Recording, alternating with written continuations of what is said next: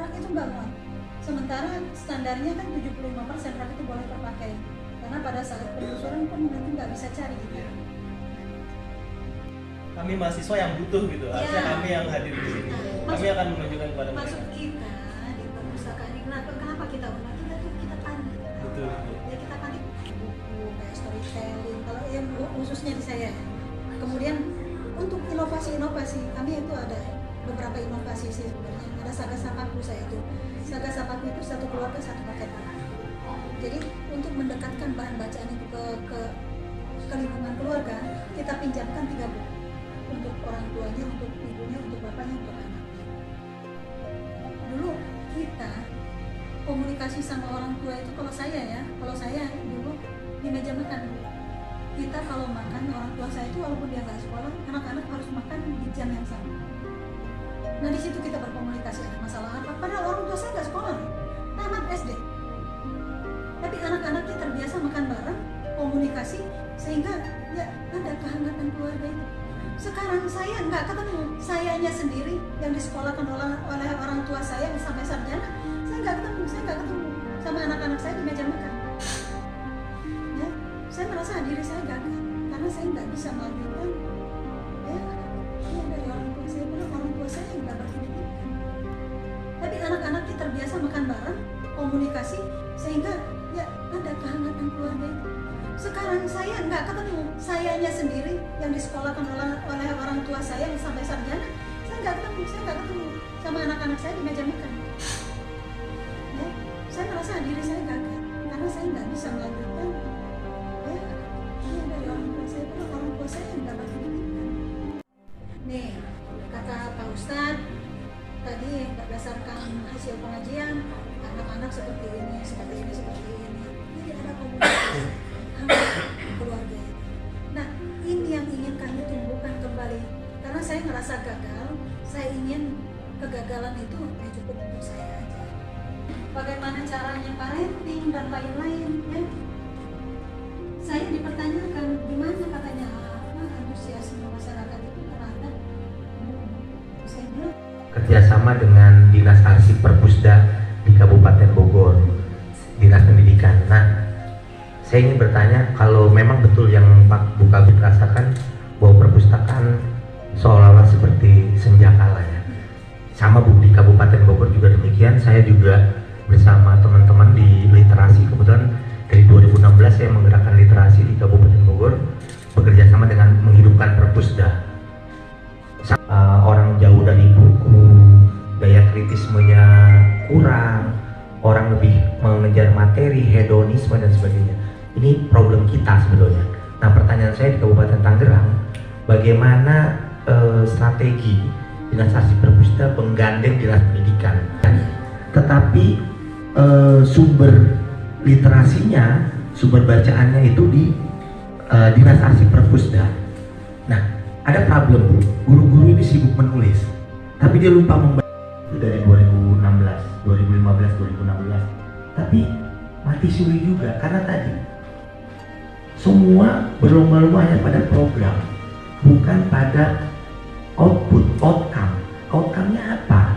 Nah, makanya pertanyaan saya, strateginya apa yang konkret antara Dinas Perpusda dengan Dinas Pendidikan, terutama dalam menggerakkan literasi sekolah. Ini problem kita, literasi sekolah ini tidak jalan. Bahkan saya berkali-kali menulis di Kompas, menulis di koran tentang dunia pendidikan kita. Problemnya bukan soal aturan yang udah bagus ya, tapi bagaimana implementasi. Jadi ini kita kelemahannya nih, surplus kebijakan tapi nil implementasi.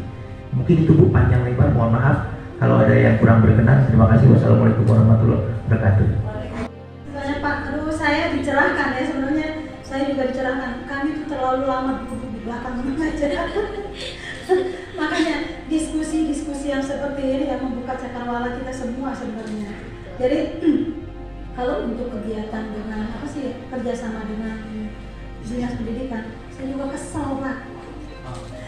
Iya. Ternyata problemnya sama ya. Problemnya sama. Makanya kemarin kita guide Pak Iing Batara itu kasih di Dinas Pendidikan. Dia baru beberapa bulan, baru 5 bulan kalau nggak salah. Tapi dia semangat. untuk mengembangkan literasi di sekolah itu. Dan kemarin sampai kami buatkan penandatanganan komitmen. Ya, Pak, perda sudah bunyi, saya bilang gitu. Udah ada perda? Sudah ada. Perda di kita itu 15 menit sebelum pelajaran dimulai kegiatan membaca. Ya, itu paksa rela untuk menciptakan budaya baca. Karena apa? Karena pada saat mereka tidak dipaksa, anak-anak nggak suka baca. Nah, itulah tugas Pak Guru dan Bu Guru di sekolah. Ya, untuk paksa relanya ini 15 menit pokoknya baca dulu. Mau apapun yang dia baca. Kemudian saya sampai ya sebenarnya ini lebih ke teknis ya Bu ya. Setelah 1 minggu mereka membuat semacam resume. Apa sih yang sudah mereka baca?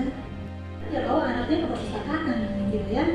Dan itu yang kedua. Yang ketiga itu tadi kita mendekatkan literasi itu ke keluarga dengan program Saga Sapaku. Kami karena tenaganya terbatas Pak. Ya. Saga Sapaku itu satu keluarga satu paket Bu. Oh, satu keluarga. Ya. Kita apa sih? Ininya ke literasi keluarga. Jadi supaya orang tua juga dalam mendidik anak ya mungkin dia baca-baca buku parenting. Karena kita dituntut nih, khususnya mahasiswa dituntut harus menyelesaikan tesis skripsi atau tugas-tugas mata kuliah kita secepat mungkin, sementara kita nggak suka baca, akhirnya itu tadi cari jalan pintas. Nah, mungkin juga saya pikir promosi kegemaran membaca ini sangat penting di kalangan mahasiswa. Monologi kejadian 10 November. Oh, itu saya sangat tertarik. Dari cerita dia itu, saya cari bukunya. Saya mau baca, ya. Saya mau baca, kan karena kalau guru menerangkan kan waktunya nggak lama. Jadi saya cari bukunya. Saya lebih tertarik. Sebenarnya seperti itu ya. Jadi memantik anak supaya berpikir kritis juga. Betul. Apa yang sudah saya ceritakan kemarin, ceritakan lagi. Siapa yang bisa? Ya, saya bukan muji diri karena saya baca, akhirnya saya orang yang pertama nunjuk. Ya kan? Orang yang pertama nunjuk, saya ceritakan kembali. Apa yang kemarin diceritakan oleh Pak Guru.